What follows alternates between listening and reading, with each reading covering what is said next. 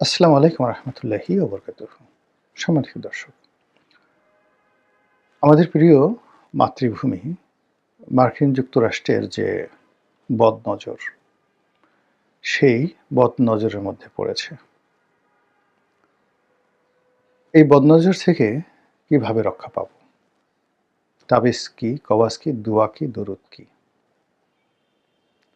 ২ নম্বর হলো যে আমাদের সঙ্গে আমেরিকার যে সম্পর্ক এই মুহূর্তে, এটা আমেরিকার সঙ্গে দুবাই, সংযুক্ত আরব আমিরাত, কাতার কিংবা সৌদি আরবের যে সম্পর্ক, সেই সম্পর্কের মতো নয়।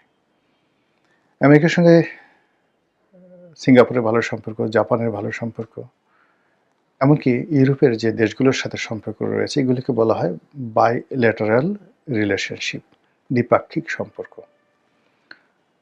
আমেরিকা লাভ করে, জাপান থেকে শোষণ করে তারা লাভ করে ধরুন ৳১০০, কিন্তু জাপানও আমেরিকার ইকোনমি ব্যবহার করে তাদের কৌশল দ্বারা অন্তত ৳৮০ তারা লাভ করে নিয়ে আসে। কিন্তু আমাদের সঙ্গে আমেরিকার যে সম্পর্ক, এটি অসম। এই সম্পর্কে তাদের সঙ্গে বিজয়ী হওয়ার, লাভবান হওয়ার, নীতিগতভাবে মার্কিন এবং বাংলাদেশ যে ট্রেড পলিসি, সেই পলিসিতে আমরা ভালো কিছু করব, এটার সম্ভাবনা 0%। এই যে আমরা এখন গার্মেন্টস এক্সপোর্ট করি, এটা আসলে এই ব্যবসাটা, গার্মেন্টসের এই ব্যবসাটা ভালো ব্যবসা নয়। এখানে ৪০ লাখ লোকের কর্মসংস্থান হচ্ছে, ইটস ওকে, সব ঠিক আছে। কিন্তু আমরা যেভাবে এক্সপোর্ট করছি বা যেভাবে আমাদের গার্মেন্টস কোম্পানিগুলো বেড়ে উঠেছে, এটা কোনো দিন কোনো অবস্থাতেই ভারী শিল্পের মর্যাদা পাবে না। অর্থাৎ এখানে যারা চাকরি করবে সারা জীবন তাদেরকে এই ফকিরের মতো চাকরি করতে হবে। প্রভিডেন্ট ফান্ড, গ্র্যাচুইটি, বোনাস থেকে শুরু করে অন্য যে সকল বিষয় বড় বড় অফিসগুলোতে বা মিল কারখানাগুলোতে থাকে, একটা ওষুধ কোম্পানিতে যে সুযোগ থাকে, এটি গার্মেন্টস কোম্পানিতে কোনোদিন সম্ভব হবে না। কারণ এই মার্কেটটি এতটা অস্থির, আনপ্রেডিক্টেবল, এবং এখানে এত কম দামে সস্তায় পণ্য বিক্রি করা হয়। যারা বায়ার, তারা প্রতিটি মুহূর্তে স্কুইজ করতে থাকেন। ফলে আমাদের দেশে দেখুন যে গত ৩০-৪০ বছরে গার্মেন্টস ব্যবসা করে স্টিডি অবস্থায় ৪০ বছরে দাঁড়ানো আছে, একটা কোম্পানি নেই। বাংলাদেশের প্রথম গার্মেন্টস, দেশ গার্মেন্টস কোথায় আছে এখন? সানম্যান গ্রুপ, মেজর মান্নান, আজিম গ্রুপ, আজিম মান্নান গ্রুপ নাই। প্রায় ১.৫ লাখ লোক চাকরি করত সেই অপেক্স গ্রুপে, নাই, জিরো। বেক্সিমকো গ্রুপ বন্ধ হয়ে গেল। এইভাবে বাংলাদেশে যে সকল বিখ্যাত গার্মেন্টস কোম্পানিগুলো ছিল, যারা মানে সেই ৮০-র দশক থেকে কাজ করেছেন, তারা একজনও নাই। শুধুমাত্র কোরিয়ান যে কোম্পানি আছে ইয়াং ওয়ান, তারা টিকে আছে।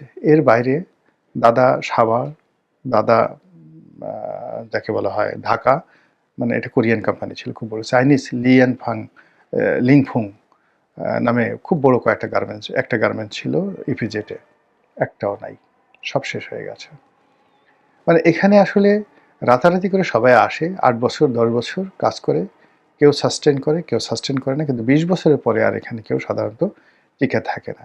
এমনকি এখন ধরেন খুব বড় ব্যবসা করছে হামিম গ্রুপ। হামিম গ্রুপ ব্যবসা করছে, ভালো না।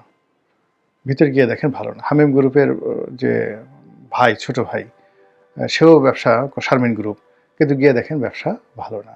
ওদিকে ওই যে সালাম মুর্শিদি, কুতুবউদ্দিন সাহেব, এনভয় গ্রুপ ছিল, তাদের ব্যবসাও কিন্তু ভালো না।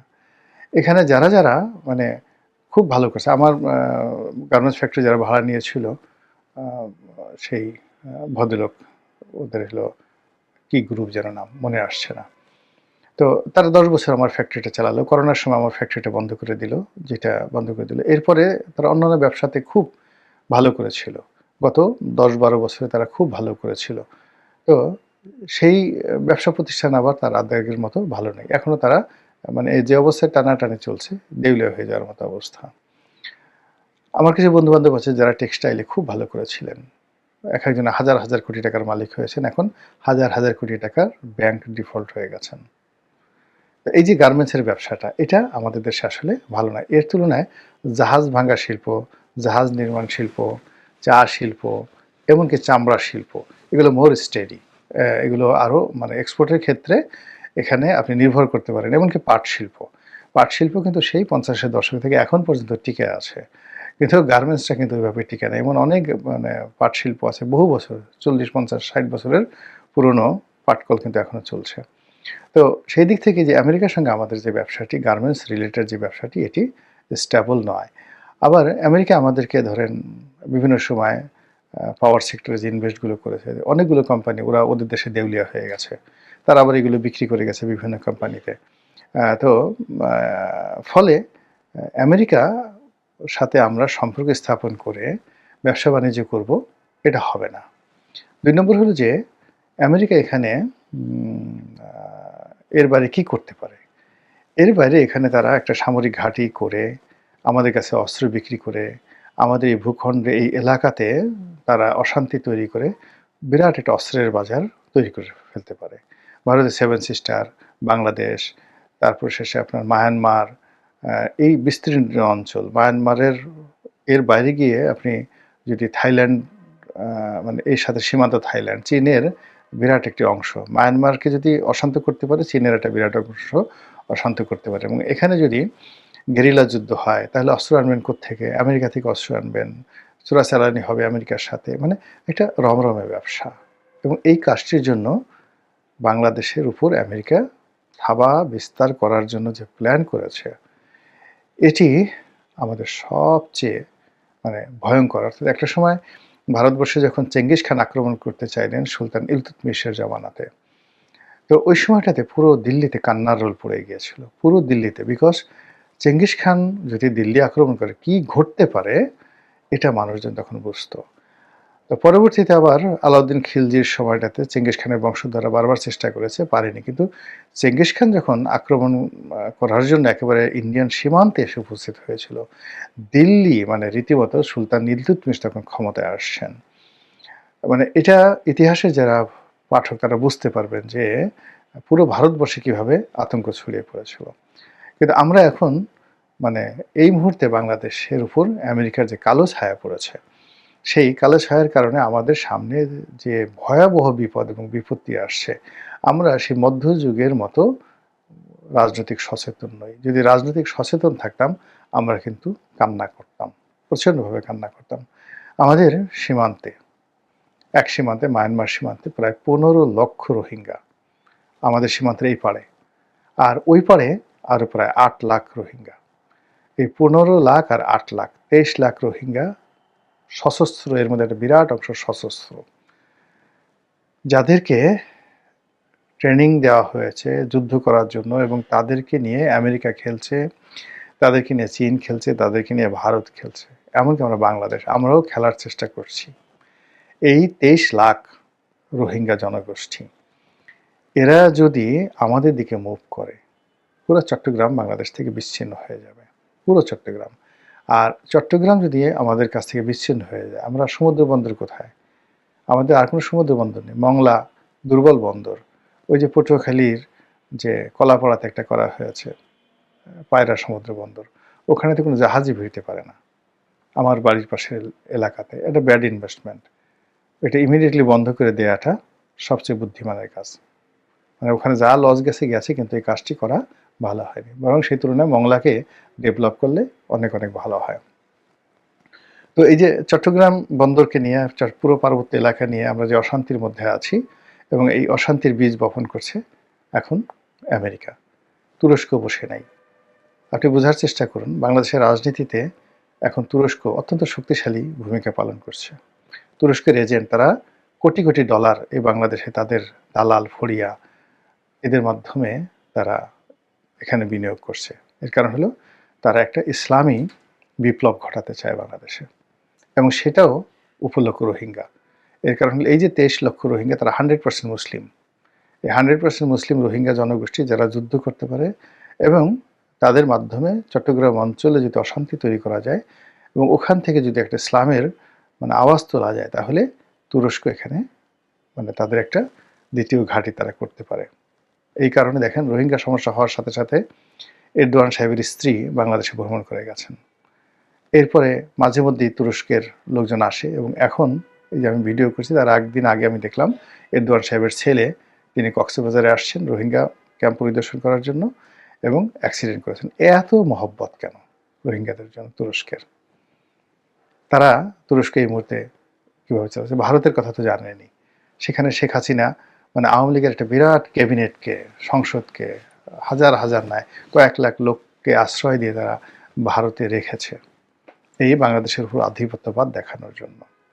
পাকিস্তান সরাসরি বিমান সার্ভিস চালু করতে চাচ্ছে, এবং বাংলাদেশের মানে পাকিস্তান 1971 সনে বাংলাদেশের ব্যাপারে তাদের যত আগ্রহ ছিল, তখন আসলে তারা বাংলাদেশকে পাত্তা দিতে চাইতো না।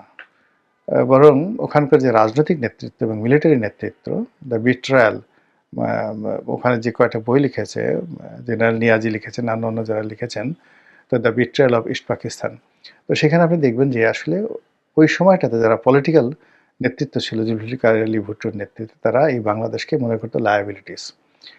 কিন্তু এখন তারা লায়াবিলিটিস মনে করে না। এখন তারা মনে করে বাংলাদেশে আগের মতো করে দখল করা সম্ভব না, কিন্তু বাংলাদেশের সঙ্গে তাদের বন্ধুত্ব, তাদের প্রভাব প্রতিপত্তি এটা যদি থাকে, তাহলে এই বাংলাদেশের ঘাঁটি ব্যবহার করে, যেটাকে বলা ইস্টার্ন রিজন, পূর্বাঞ্চলীয় যে কমান্ড, ভারতের পূর্বাঞ্চলীয় কমান্ড, সেই পূর্বাঞ্চলীয় কমান্ডকে তারা ব্যতিব্যস্ত রাখতে পারে। এবং বাংলাদেশে যদি পাকিস্তানের তৎপরতা বৃদ্ধি পায়, ভারতের 7 সিস্টার যদি উত্তাল থাকে, তাহলে ভারতকে অন্ততপক্ষে 4 থেকে 5 লাখ অতিরিক্ত সৈন্য এই 7 সিস্টারে সবসময় বিজি রাখতে হবে, এবং এটা পাকিস্তান চাচ্ছে। আর এই যে ভারতের 4 লাখ সৈন্যকে যদি যুদ্ধ অবস্থায় এই অঞ্চলে রাখতে হয়, পাকিস্তানের এই চালের ফলে ভারতের বিলিয়ন বিলিয়ন ডলার নষ্ট হবে। তখন কি হবে? তাদের যে ওয়েস্টার্ন রিজন আছে, মানে পশ্চিমাঞ্চল রয়েছে, এবং এই পশ্চিমাঞ্চল মূলত ভারতের সাথে পাকিস্তানের যে সীমান্ত, পাঞ্জাব এবং কাশ্মীর, এই অঞ্চলে পাকিস্তান আধিপত্য দেখাতে পারবে। বুঝতে পারছেন ঘটনা? চীনও বসে নেই।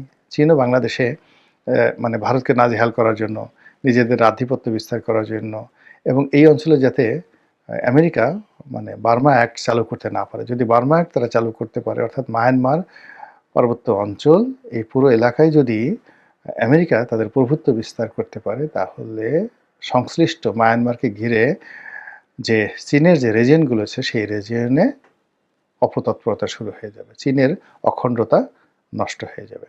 তো এই খণ্ডে যদি অখণ্ডতা নষ্ট হয়ে যায় মায়ানমার রিলেটেড এই এলাকাতে, অন্যদিকে ভারতের সাথে যে সকল প্রদেশের সঙ্গে তাদের সীমান্ত রয়েছে, সেখানে অশান্তি শুরু হয়ে যাবে। ফলে চীন বাংলাদেশে মানে দরকার হলে বাংলাদেশে বিলিয়ন বিলিয়ন ডলার বিনিয়োগ করবে, যুদ্ধ করবে, কিন্তু এই মুহূর্তে বাংলাদেশের যে কৌশলগত মানে তার জন্য যে ভূমি, এটি ভারতও নয়, পাকিস্তানও নয়, বাংলাদেশ তার জন্য কৌশলগত ভূমি।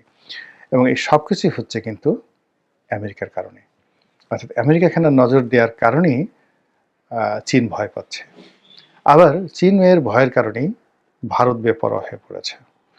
আর এই সকল মানে যারা পক্ষ আছে, আন্তর্জাতিক পক্ষ, তাদের প্রিভিলেজ পেয়ে আমাদের মধ্যে যারা ইসলামপন্থী রয়েছেন, তারা ইসলামী খিলাফত প্রতিষ্ঠা করতে চান।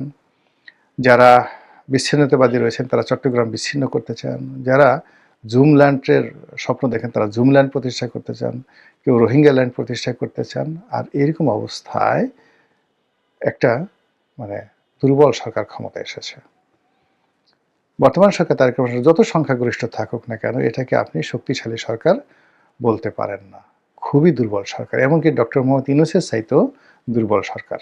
আর কদিন পর এটা টের পাবেন। আর এই দুর্বল সরকারের মধ্যে আমেরিকার যে সাম্রাজ্যবাদ খুব দ্রুত এটা বিস্তার লাভ করবে।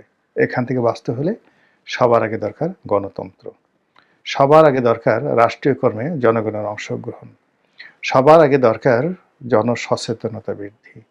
আমাদের প্রধানমন্ত্রী, আমাদের মন্ত্রী, আমাদের এমপি, আমাদের রাজনৈতিক নেতৃবৃন্দ যখন এই বিষয়গুলো যা বললাম তারা আরও ভালো করে বলতে পারবেন, বুঝতে পারবেন, মঞ্চে তারা যখন কাঁপাতে পারবেন, জনসচেতনতা তৈরি হবে, ঠিক সেই সময়টাতে যে আশঙ্কার কথা বললাম, সেই আশঙ্কা থেকে নিজেদেরকে, দেশ এবং জাতিকে রক্ষা করা সম্ভব হবে। মহান আল্লাহ আমাদের সবাইকে হেদায়েত দান করুন এবং হেফাজত করুন। আসসালামু আলাইকুম ওয়া রাহমাতুল্লাহি ওয়া বারাকাতুহু।